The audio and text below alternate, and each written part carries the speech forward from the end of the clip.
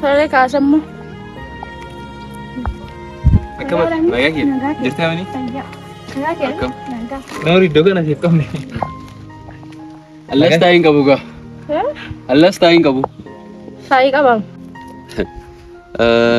Wal barra jireeni kan si waamsise ani maqaan koo Bulchaan jedhama. Hiriyaa Kirubeelidha. Kirubeel seenaa kee baay'ee isaanitti wajjiniin haasa'aa turre. Ta'us waan baay'eedhaan akkas dinqisiifataa ture isatti himaan ture. Maaliif bara kana keessa durboonni mana namaa keessaa keessumaa wayyaa miicanii jiruuf jireenya isaanii kaayyoo horatanii geggeessuun baay'ee tulfaata. Nama akkasiis bara kana hin jiru.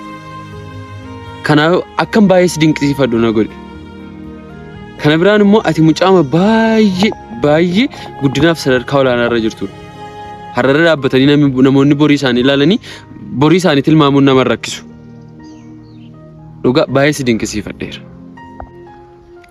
Maqaa koo moo beekta jedhee man yaada. Yoon beektu ta'es Dibooraan jedhama. Garuu guddaa galatoomne. Ammatti jettee gahuu yoon baadhise guddaa galatoomne. Dhugaa dubbachuu fi ati nama jabduudha dhugaa.